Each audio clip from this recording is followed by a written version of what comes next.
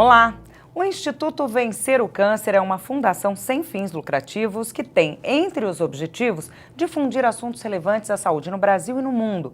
Os trabalhos vão desde a conscientização até o acolhimento de pacientes e familiares. Para contar mais sobre o Vencer o Câncer, estão aqui no estúdio participando do programa Nossa Entidade, Rita Domingues, diretora do Instituto Vencer o Câncer, Manuel Carlos Leonardo de Azevedo Souza, oncologista, Andréa Bento, advogada do Colabore com o Futuro, um braço do Vencer o Câncer. Muito obrigada pela presença e participação de todos vocês. Eu vou começar então com a Rita, me contando um pouquinho como nasceu, né, como foi fundado, como foi criado, pensado o Instituto. Bom, primeiro, obrigada pelo convite, é um prazer estar aqui com você hoje. O Instituto Vencer o Câncer, ele é oriundo de uma série de livros chamado Vencer o Câncer, que foram escritos pelo Dr. Antônio Buzaide, Dr. Fernando Maluf e Dr. Drauzio Varela, no ano de 2014 e 2015. E esses três médicos quiseram ir além. As informações que hoje estão no livro, aliás, que foram colocadas no livro, hoje estão também num portal chamado Portal Instituto Vencer o Câncer. Começou tudo, na verdade. É uma plataforma. É uma plataforma de informação extremamente completa. Hoje nós temos cerca de 23 patologias sendo cobertas dentro da plataforma. Eu brinco que é o nosso canal de informação, né? Porque além das questões das doenças, das neoplasias oncológicas ou oncomatológicas, nós também temos uma plataforma de pesquisa clínica, que isso depois a gente conversa, que é bem legal também. E em 2015, eles optaram em fazer a plataforma, o portal, e em 2016 essa plataforma virou um instituto. De uma fundação sem fins lucrativos, ou seja, é um grupo de médicos, hoje são cerca de 27 médicos, que levam a informação para a população em geral, ou seja, eles comunicam a informação para a população leiga, a informação que chega a eles de forma tão científica, tão técnica, de uma maneira leiga. E além disso, tem uma série de ativações, atividades que são feitas nesses 2 anos que foram feitas. Nós temos imunização, vacinação contra HPV, e hepatite, que corre pelo país todo, em várias caravanas. Nós temos seminários, nós temos workshops, nós temos eventos de conscientização em campanhas, uma série de ações mesmo. Doutor Manuel, uma pergunta que eu acredito que seja crucial. O senhor com certeza passa muita informação, né? Sim. Existe uma carência muito grande? As pessoas precisam entender mais? E como traduzir tudo isso para a pessoa comum? Porque tem gente que eu acredito que a gente conversando fala, tô com câncer na família, alguma coisa assim. E quando vai se aprofundar no termo, né, na doença em si, nas formas de tratamento, entende que não entende nada, né? Sim. Que tem muito a ser aprendido. Existe muito isso? Demais, né? Muito obrigado pelo convite ao Instituto Vencer o Câncer. Carla, a gente aprende durante a faculdade que a gente precisa adequar a nossa linguagem, né? Durante o curso de medicina, a gente aprende muitas palavras que não fazem parte do nosso dia a dia, algumas ideias que a gente interpreta por essas palavras. Saber adequar isso e passar para o paciente é um dos papéis, é um dos principais papéis que o médico precisa desempenhar. Informá-lo para que ele encare melhor o processo da doença e o tratamento é fundamental para que ele consiga um bom êxito ao seu final. Dessa forma, a gente sabe que poder passar e conhecer o suficiente para poder traduzir isso para o paciente é uma necessidade bastante importante. Daí até o surgimento de várias entidades, institutos, como é o Instituto Vencer o Câncer. Hoje em dia a gente vive a era da informação, né? A gente é só entrar no Dr. Google ou Dr. qualquer coisa que a gente sabe que vai achar informações de qualquer espécie, de qualquer fonte. Saber traduzir aquilo que se encaixa para a gente, saber entender, interpretar é parte do trabalho médico e também do paciente. Então, a resposta para as suas questões é sim, existe uma carência de informação, não em quantidade, mas em qualidade e interpretação, que é o que faz a diferença no final.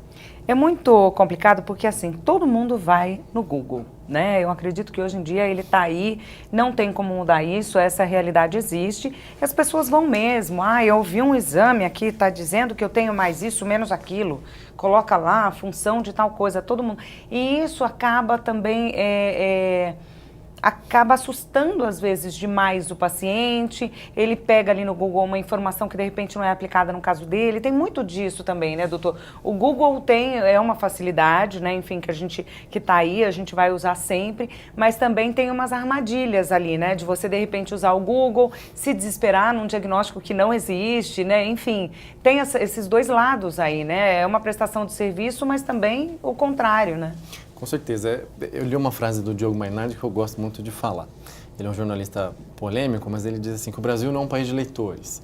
E aqueles que são ainda leem os livros errados, né? Então, a gente precisa saber interpretar e adequar a informação para a gente. Acho que isso é a principal diferença. A informação é disponível para a gente a todo momento, a todo instante. A gente entra no Google e vai ler. Se a gente joga um sintoma no Google, a gente vai ver milhões de doenças que se encaixam naquele sintoma ou um diagnóstico que tem suas nuances, tem a sua interpretação, tem a adequação do paciente ou estágios que o paciente está. No câncer isso é muito comum, né? A gente joga lá câncer de mama. Câncer de mama são no mínimo 5, 6 doenças diferentes que estão lá descritas. Cabe ao médico e ao paciente, aos exames e a toda a história clínica do doente para a gente saber a qual desses diagnósticos o paciente se encontra. Então falta muito disso, falta muito de interpretar, de saber levar a informação qual a informação correta àquele que necessita daquela informação específica, né? E o Google é uma plataforma muito boa, salutar para todos nós, mas é preciso saber usar como tudo na vida. Queria saber da Andréia agora um pouquinho sobre o que desenvolve, qual o papel desse braço aí do Instituto. Quero agradecer também a presença, agradecer ao IVOC pelo convite. A Colabore com o Futuro ela é uma assessoria que trabalha como um braço do IVOC como de políticas públicas, né? O grande foco é trabalhar a demanda do paciente, não numa demanda pontual, naquele medicamento que ele está precisando, naquele atendimento que ele está precisando, naquela informação pontual, mas naquela visão macro, né? Poder melhorar o sistema de saúde, tanto o Sistema Único de Saúde como a saúde suplementar, e aí melhorar esse acesso do paciente para que ele realmente tenha o melhor tratamento do câncer. Então esse é o trabalho da Colabore junto com o IVOC. É um atendimento global, de repente tem um paciente que tem uma dificuldade, vocês vão levantar quantos pacientes, quantas pessoas são afetadas e vão em busca de políticas públicas para resolver como um todo, em todo o Brasil? Como um todo, em todo o Brasil. Esse é o nosso grande foco. Muito bacana, trabalho é grande, né? Não trabalho pequeno, não. Temos grandes projetos. Maravilha, vamos falar daqui a pouquinho melhor sobre cada um deles ou o que você achar melhor aí pra gente contar. E agora eu queria que o nosso telespectador assistisse um vídeo que conta um pouco da história de vocês. Daqui a pouquinho a gente pede então esse vídeo, tá? Me conta então um dos projetos, Andréia. Um dos primeiros projetos do IVOC que eu fiquei muito encantada é a plataforma de estudos clínicos, que esses estudos clínicos são estudos clínicos que estão em aberto, que os pacientes podem utilizá-los, participar desses estudos e os médicos como o Dr. Buzaide, o Dr. Maluf, explicam muito bem para esses pacientes, através dessa plataforma, como utilizar desse estudo, como poder participar desse estudo. E aí nós buscamos a Colabore, através do IVOC, que essa plataforma esteja ligada como uma plataforma de utilidade pública junto ao Ministério da Saúde, junto à Conitec e também à CONEP, que é a comissão que analisa, né, a plataforma de estudos clínicos, o que pode ou não um paciente utilizar aqui no Brasil. E essa plataforma possibilita esse acesso do paciente. E aí, através dessa plataforma, o paciente tem acesso a essas informações e sabe aonde tem estudo clínico no Brasil inteiro. E em cada tipo de patologia de câncer, né, porque a plataforma é focada em oncologia e oncohematologia. E em cada uma dessas patologias, os nossos médicos explicam de maneira clara e objetiva como participar, quais são os critérios, como deve ser feito e quem deve procurar. Ô Rita, um pouquinho. Claro, fica à vontade. Hoje no Brasil nós temos 2 plataformas que são oficiais, mas nenhuma que era amigável ao público. Então, o Vencer o Câncer ele veio com essa proposta de levar essa informação de uma maneira muito mais clara para o público em geral, e fazendo que o impacto da informação fosse menor, porque o estudo clínico ele tem algumas questões técnicas que são difíceis de serem traduzidas, né? Como a gente fala do critério de elegibilidade, por exemplo, critério de inclusão, critério de exclusão, mas facilitar essa população a chegar ao estudo clínico, entender o que é o estudo clínico e principalmente saber que ele pode participar do estudo clínico. Não havia um canal direto com essa população, não havia um canal direto com os centros de pesquisas sobre esses estudos clínicos. Pra ter uma ideia, hoje, em onco e onquemato, nós temos 170 estudos abertos. Desses 170 estudos, 72 estão recrutando. É um número pequeno, perto do que acontece no mundo, mas é um número importante que a população precisa ter acesso. Existe dificuldade de alguns centros de pesquisa, inclusive, de inserir pacientes naqueles estudos. Então, assim, é um trabalho de formiguinha que nós estamos fazendo, estamos ajudando a fazer, né? Porque tem centro de pesquisa numa ponta, tem os PIAs, os médicos investigadores em outra, tem os patrocinadores também nessa triangulação, para que a população chegue até a informação dessa pesquisa clínica. Eu queria que você traduzisse um pouquinho para a gente o que são os oficiais e o amigável. Né? Por que amigável? Qual que é essa diferença? A linguagem é muito complicada. Né? Um paciente, quando ele recebe um diagnóstico amigável de câncer... é aquela pessoa amiga mesmo, né? Que você encontra e bate um papo. Era esse o objetivo, essa troca é ser mais natural. E trazer mais para a plataforma de humanizado mesmo, um tratamento humanizado. Né? Para que ele seja humanizado, ele tem que ser amigável.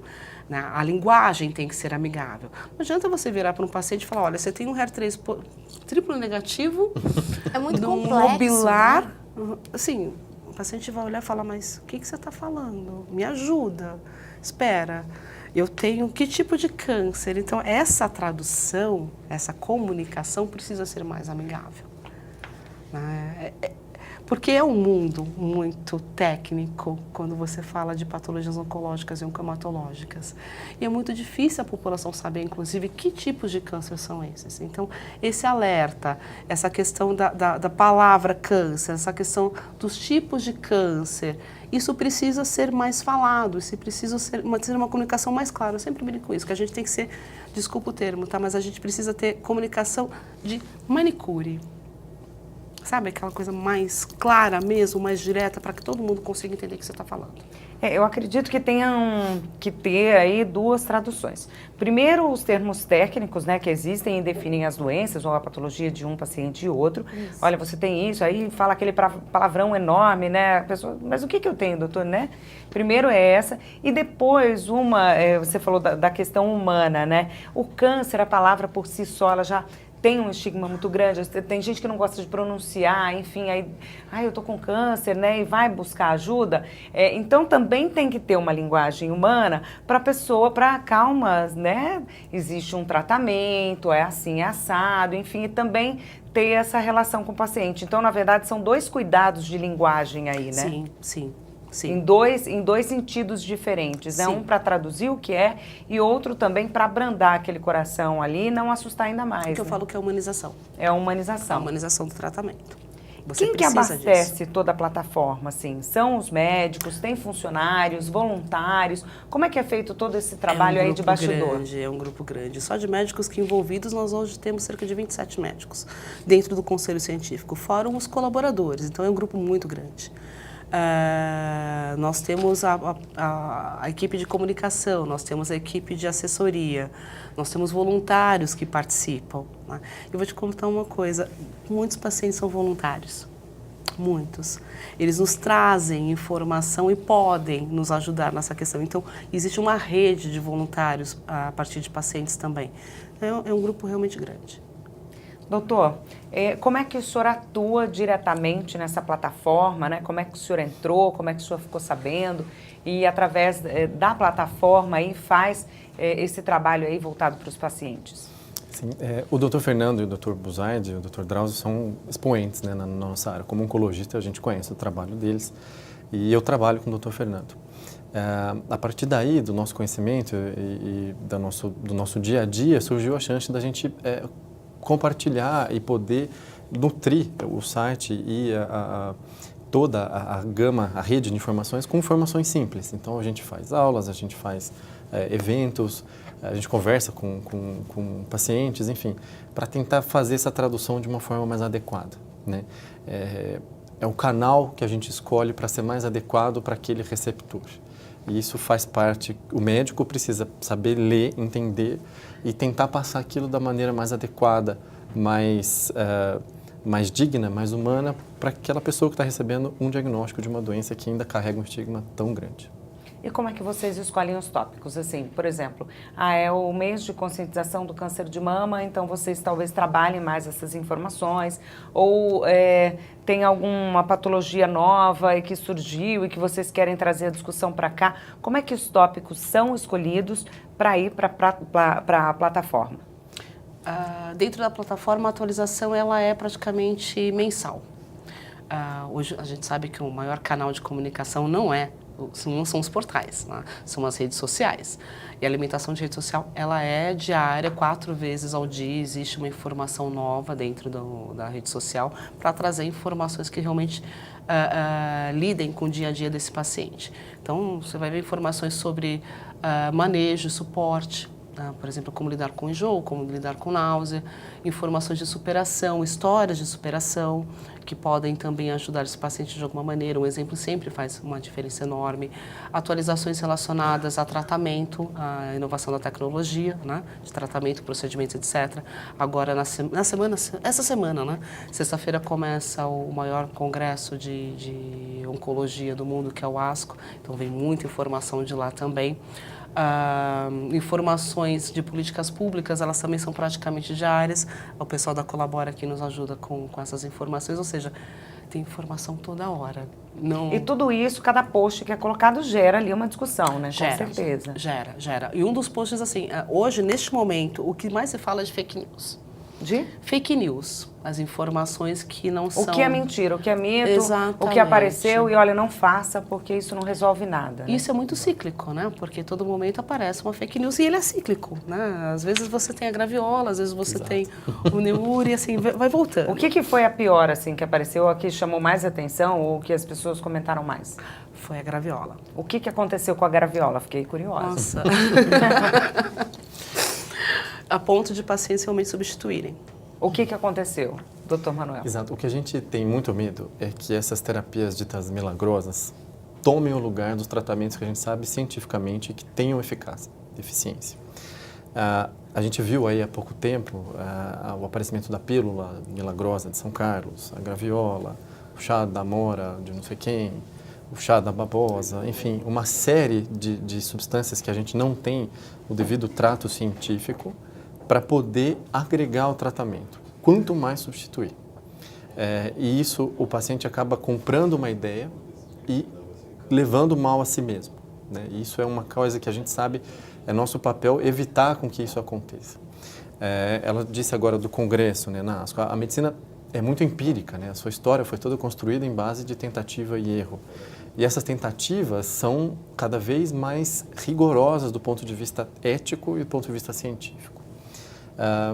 A partir dos nossos empirismos diários que a gente descobriu que a casca do carvalho nos deu o AS que a gente toma hoje, que uma planta do Mediterrâneo é um dos quimioterápicos mais difundidos que a gente tem, que uma enzima de uma bactéria do mar Adriático é uma das substâncias que mais atua contra o câncer de mama.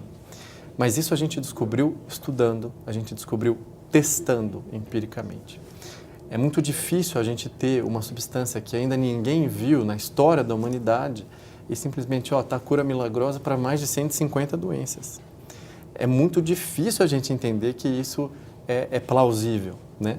Existem milhões de pessoas ao redor do mundo estudando milhares de substâncias, de plantas, enfim, de tudo que a gente entende hoje para tentar atuar contra essas doenças. E, por algum motivo, seja ele por fragilidade emocional, seja ele por dor ou qualquer outro eventual problema que um paciente venha a ter, ele acaba substituindo todo esse peso do empirismo, todo esse peso da observação científica por uma coisa que a gente não sabe se funciona. Algumas delas podem até funcionar, podem agregar ao tratamento já existente, mas isso depende Isso de tudo investigação pode, né? Isso científica. tudo é sorte, porque não tem nada que comprove a eficácia, né? Exato. Exatamente. E pior do que isso, não tem nada que indique os efeitos colaterais. Exato. A gente sabe que toda substância tem um efeito Tem. e tem um malefeito, né? Então ela pode ter ali uma complicação com aquela erva ou com aquele chá que ela tomou e depois ainda piorar o quadro dela, né? A diferença de um remédio para um veneno está na dose. Tá na dose, é verdade. Então a gente precisa saber o que a gente está fazendo, observar, testar isso em um ambiente seguro, um ambiente controlado, com várias pessoas, com várias entidades, que é o que acontece ao redor do mundo, nas academias, fora das academias, e que trazem para nós, por via de literatura, por via dos nossas vias de comunicação, todos os canais, quais são aquelas práticas baseadas em evidência, né? A gente tem esse nome meio complicado, mas é justamente isso, o que a gente está olhando e deu certo e que não deu à luz da razão. Né? A gente descobre várias coisas todos os dias, como descobrimos há 100 anos atrás. E isso vai montando um castelo de conhecimento que está a serviço de todos. Ou a gente busca levar ao serviço de todos com a ajuda de outras pessoas. E essa é a dificuldade tão grande de entender e de compreender como que uma pessoa consegue trocar isso por algo que Seria que é mais da desespero, ideia. doutor, alguma coisa nesse sentido? Eu acho que é má informação, má interpretação, má gestão daquela Porque informação. a gente se depara assim, com pessoas esclarecidas que acabam comentando certas coisas em redes sociais, né? Eu tome isso, faça isso, que vai resolver. E são pessoas esclarecidas, né? Talvez movidas pelo desespero, não sei. Exato. Os motivos são os mais inúmeros, né? Você receber um diagnóstico de uma doença até poucos anos totalmente fatal, estabiliza qualquer um, desestabiliza qualquer um. Dessa forma, os humanos respondem de qualquer forma. É papel do profissional de saúde que cuida desse indivíduo poder traduzir, acalmá-lo, clarificar os horizontes que ele vai ter. Né? Todos nós passamos por situações muito difíceis no nosso dia a dia. E todos nós temos a chance de ter tal ou qual conduta. Parte de nós e da ajuda que nós temos das nossas circunstâncias para saber qual delas é o melhor naquele momento. E certamente trocar uma coisa que não tem base em evidência alguma por algo que é etéreo, que é um sonho, naquele momento de desespero pode parecer lógico, mas infelizmente não é. E é nosso papel trazer isso para a realidade. Doutor, o senhor falou que é uma doença que até alguns anos atrás era aí, né, sinônimo de fatalidade, enfim. Queria que o senhor falasse um pouquinho sobre essa evolução, né, dos tratamentos, né, porque realmente até hoje muitas pessoas têm dificuldade, até, tô com, né, já é um desespero total, né, em se falar o câncer e tal. O que evoluiu, né, em que ponto que nós estamos? Nós evoluímos muito. Ainda tem muito a que se fazer, mas a gente evoluiu demais. Dos anos 2000 para cá, a gente descobriu uma série de novos quimioterápicos mais eficientes, com menos efeitos colaterais, novas terapias-alvo, imunoterapias que nos ajudam no nosso tratamento hoje com uma minimização importante dos efeitos colaterais. Ou seja, a gente está começando a entender melhor a biologia do tumor, a biologia do câncer, como ele se porta ali dentro do nosso corpo, por que ele aparece, por que ele cresce, por que o nosso corpo não dá conta de tirá-lo dali, por que ele pula de um órgão para outro. São perguntas que a gente ainda está olhando muito próximo do elefante, a gente está conseguindo sair e para alguns deles a gente já consegue ter uma clarividência muito maior. A gente tem algumas estatísticas que mostram que a gente consegue ter a cura do câncer em 60% dos casos. Em 40% dos casos a gente tem um controle, né? São raríssimos hoje em dia os tumores que a gente perde o paciente assim de forma rápida. Eles existem ainda, é claro, mas isso é muito raro. E a gente sabe que o empenho do sistema de saúde, seja ele suplementar ou público, é fundamental. Né? A gente poder achar um tumor nas fases iniciais, a gente pega esse número 60 e leva para 90%, 100% dos casos. E, infelizmente, a gente tem uma dificuldade ainda muito grande nesse acesso. Então, a gente tem que batalhar muito nisso ainda. Não só do ponto de vista científico, para remediar, talvez, uma situação que a gente poderia ter tido antes. A gente tem gastos importantes em medicações e devem ser mantidos, mas a gente tem gastos ainda pequenos na prevenção, no acesso ao paciente, especialmente na saúde pública, a um cirurgião, a uma biópsia adequada. São coisas que a gente pode fazer para pegar esses índices e levá-los lá para cima. Do ponto de vista mais tecnológico, a gente teve de 2015 para cá o advento da imunoterapia. A imunoterapia conseguiu uma verdadeira revolução em alguns tumores que até então a gente não tinha uma medicação adequada, como melanoma, câncer de pulmão, ambos metastáticos, ou seja, quando ele pula de um órgão para o outro. A imunoterapia conseguiu levar alguns pacientes a níveis de cura, mesmo nessas situações. Quando não os leva, consegue um controle muito adequado. Então a gente consegue hoje em dia saber mais especificamente para o indivíduo qual o tumor que ele tem e qual seria o melhor tratamento que ele tem. Acho que a partir de aqui, desse ponto de hoje para frente, a gente vai começar a ter mais cada vez terapias individualizadas, né? Qual o perfil genético daquele tumor, daquele indivíduo, qual a melhor medicação para esse perfil, e é para isso que a gente caminha hoje. Não é receita de bolo, por isso tem que De tomar forma cuidado, um cuidado extremo com as informações, né, doutor? Exato. A gente continua conversando no próximo bloco. O programa Nossa Entidade vai agora para um rápido intervalo. Não saia daí que a gente volta já já.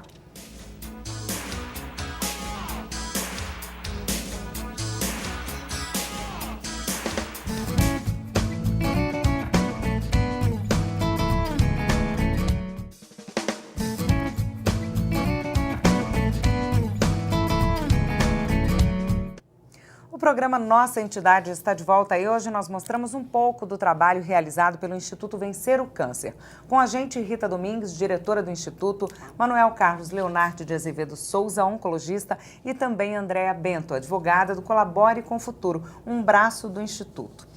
Bom, no bloco anterior, o Dr. Manuel falou um pouco sobre a importância de se prevenir, de conscientizar, de ensinar, de passar informação, de trazer toda a população para essa responsabilidade, de se cuidar, né, de ter hábitos mais saudáveis, enfim, e de evitar, claro, com isso, uma doença futura, principalmente um câncer.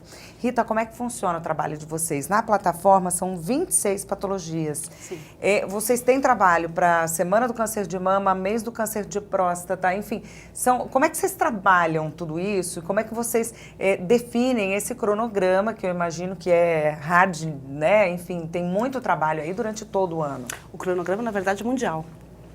Nós já temos datas definidas mundialmente. Existe uma coordenação chamada ICC, que define essas datas e são datas que são adotadas pelas instituições. Então, por exemplo, em março agora, nós tivemos a conscientização do colo retal, do câncer colo retal. Agora, em maio, nós tivemos a conscientização do câncer de ovário, do melanoma. Às vezes tem meses que tem 3, 4 doenças no mesmo mês. E aí tem saídas, por exemplo, a conscientização sai da plataforma, por exemplo, faz exames, testes, oferecem algumas coisas para a população? O Vencer o Câncer, como plataforma, ele é algo importante, a questão da informação que está ali. O Vencer o Câncer, ativações, ele está realmente na rua, está no dia a dia, está com a população, em ambulatórios, está na rua em campanha de conscientização, está com tendas de saúde, está com a parte de imunização, porque nós acreditamos muito nos fatores de proteção. Então, existem 3 fatores de proteção que são básicos, que devem ser nossos do dia a dia mesmo, que é a questão da boa alimentação, da alimentação saudável.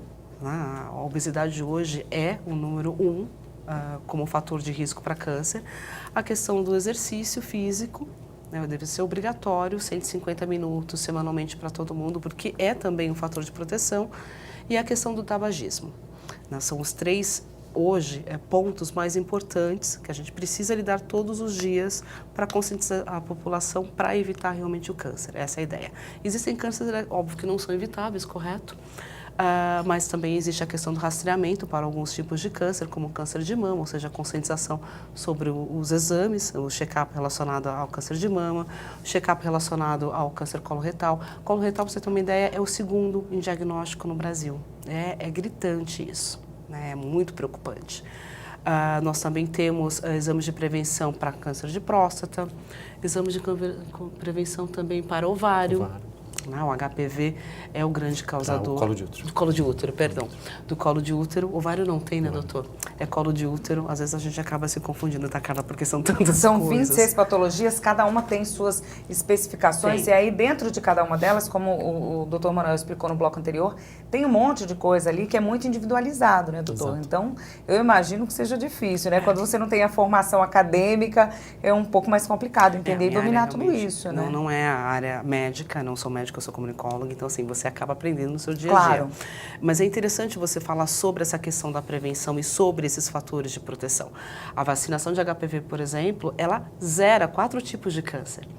Então, a população precisa fazer parte, A população precisa aderir. está aberta a tudo isso, Rita, pela tua experiência, pelo teu caminhar aí, né, no São Instituto, 13 enfim. anos. Como é que você vê isso? Assim, antigamente, não, eu não vou ter nada, eu não vou fazer nada. E hoje as pessoas estão agindo diferente ou não? Como é que você sente essa receptividade das pessoas para essas campanhas de conscientização e de prevenção? Elas estão entendendo que é importante prevenir? É muito regionalizado. É regionalizado. É muito regionalizado. Quando você fala em Interessante São informação. Paulo, você consegue, através dos meios de comunicação, através desse dia a dia, né, com a pessoa, você consegue ser muito clara nisso e você ouve, principalmente do outro lado, a adesão a isso. Né? Você pode ver que aumentou muito o número de pessoas que se exercitam, diminuiu muito o número de tabagistas em São Paulo, Rio, nas grandes capitais. Mas quando você chega no interior de estado como, por exemplo, São Luís, a questão é complicadíssima com o câncer de pênis.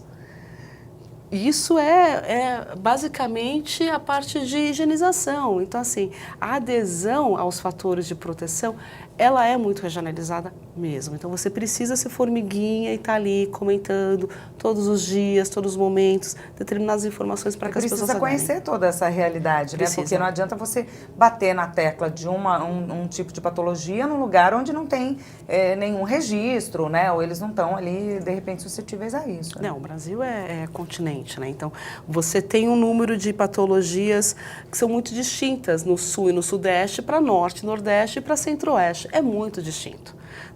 Você tem um exemplo disso. O melanoma hoje é o número 1 em termos de diagnóstico no sul do país, que são as pessoas de pele mais clara, né? São as arianas.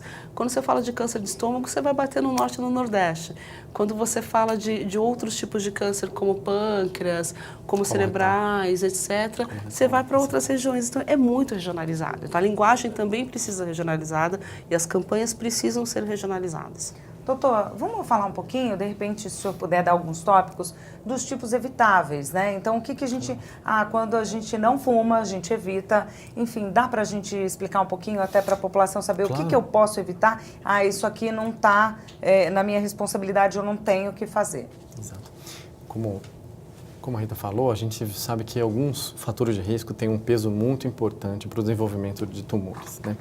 Um dos principais é o tabaco. O tabaco está relacionado a tumor de pulmão, tumor de cabeça e pescoço, tá? Língua, traqueia e vias aéreas, tumores de bexiga, tá? E é um fator de risco também para câncer do estômago, enfim, alguns outros tumores. Ou seja, se você tirar o tabaco da sua vida, você vai tirar um peso em termos de fator de risco absurdo para uma série de tumores. Tá? Além de doença pulmonar obstrutiva crônica e doenças inflamatórias da via aérea.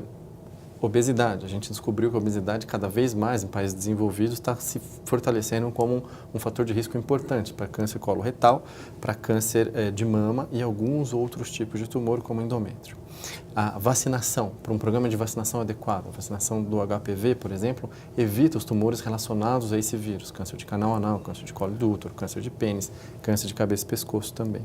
Ou seja, a gente vê uma interseção de tumores que se aproveitam de um fator de risco único.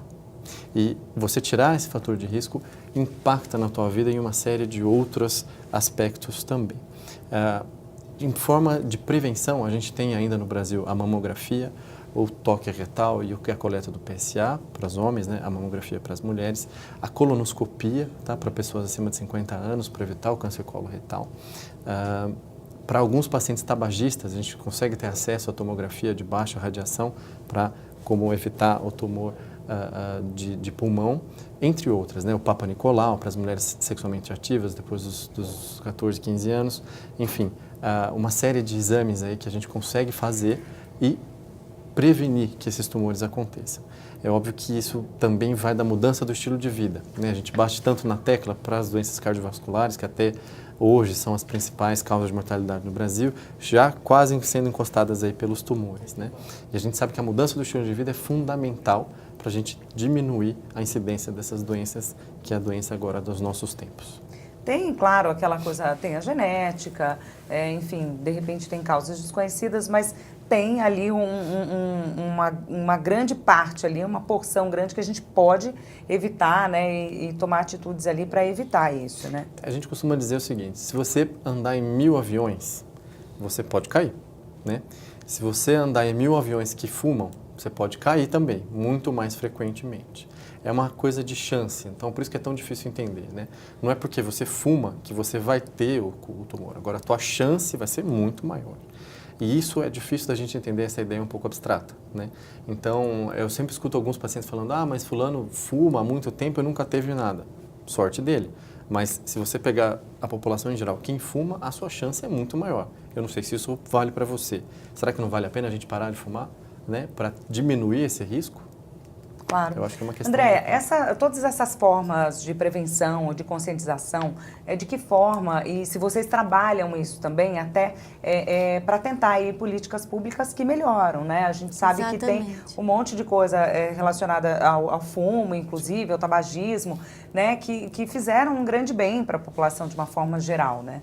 O Ministério da Saúde ele vem trabalhando muito com as doenças crônicas não transmissíveis, que são exatamente isso que a gente está falando, né? O tabagismo, o sedentarismo, a falta de alimentação saudável, né?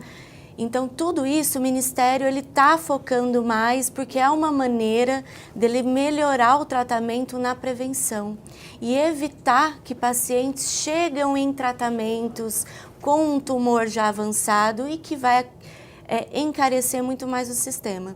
Os maiores gargalos que nós temos no Ministério da Saúde hoje no Brasil está focado no financiamento em saúde e na judicialização em saúde.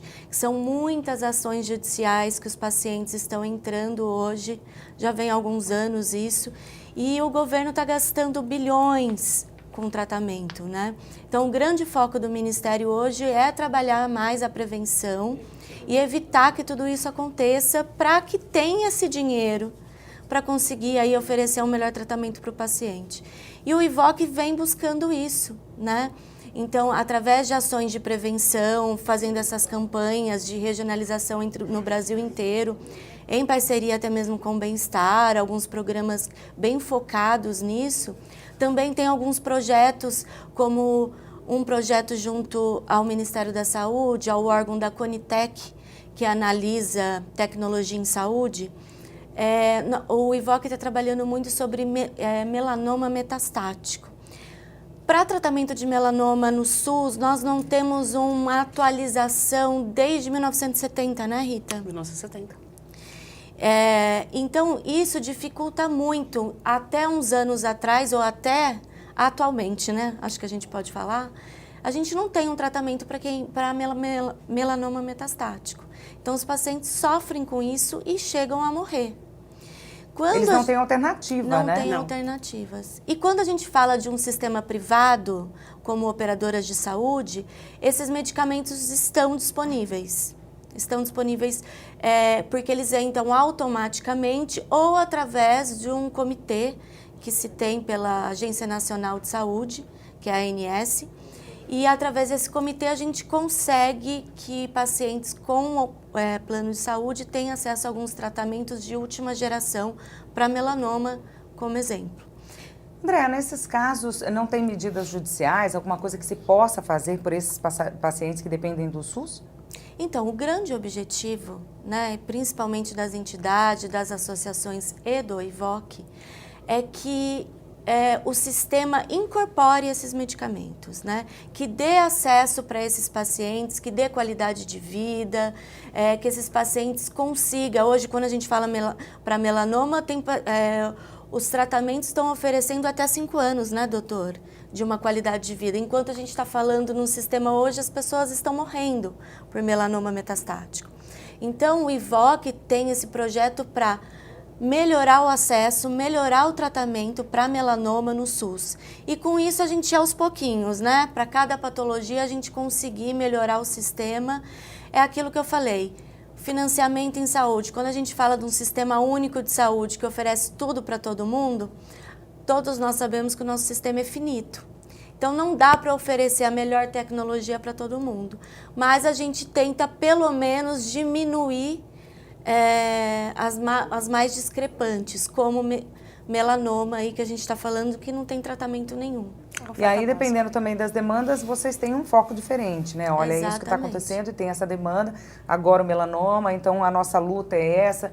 De repente, conseguiu arrumar um pouquinho a casa aqui, já vai para uma outra luta, é mais ou menos isso, né, André? Exatamente. Várias associações se uniram há um tempo atrás para conseguir o tratamento dos 60 dias, porque até então demoravam anos para conseguir um tratamento. A gente falava de pessoas com câncer de mama, com um tumor gigante, com linfoma, com aqueles caroços gigantes e não conseguiam o tratamento.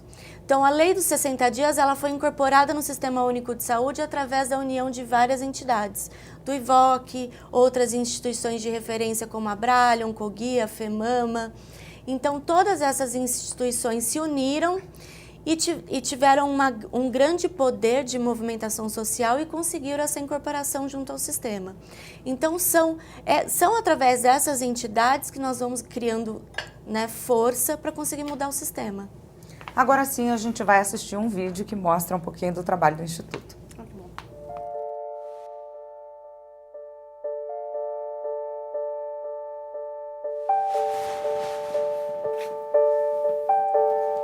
Eu queria primeiro mostrar uma imagem para você.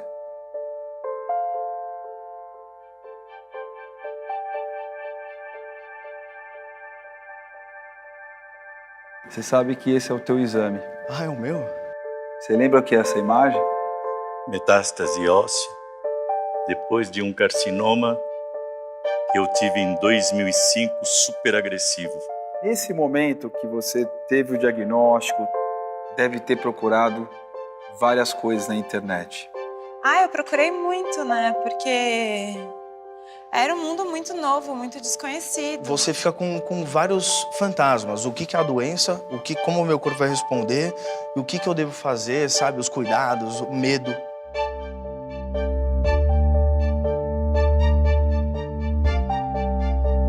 A gente levantou as tuas buscas na internet. Isso aqui foi tudo que você buscou no período do seu diagnóstico. Meu? E são seus cliques. Por que você procurou isso na internet? Num primeiro momento eu tive medo de ter que escolher. Passou isso pela minha cabeça de, poxa, será que eu vou ter que escolher me tratar ou ter minha filha? Mas é o medo que eu tive, que era muito... Eu tenho muito cabelo até hoje, mas na época era um cabelo lindo. Que é o nível de gravidade do tumor. Eu quero responder, mas meu coração tá batendo tão a milhão pra ver isso daqui. Eu vi umas coisas que me assustavam tanto que eu decidi, falei, eu não olho mais. Uma frase que eu falei pro meu marido, fala muito de mim pra ela. Se acontecer alguma coisa comigo, eu quero que ela saiba o quanto ela foi desejada e tudo. Você acha que você acabou lendo informações? Que não era pra mim. Notícias jogadas, lançamento de um remédio para o laboratório. Eu não aprendi nada que me desse segurança para saber o que eu estava fazendo. Quando a gente pesquisa esses temas abertos desse jeito, você vai encontrar uma enxurrada de informação. E talvez nem sempre seja, ou quase nunca seja aplicável para aquele paciente naquele momento.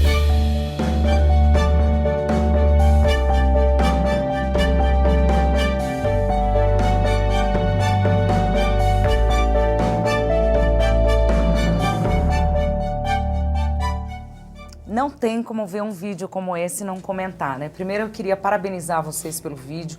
Dá para perceber que as pessoas que estavam ali conversando, elas realmente não sabiam, elas foram surpreendidas, né? Tem muita emoção aí dentro, né, Rita? Tem. Essa campanha ela foi criada exatamente para falar sobre a credibilidade da informação.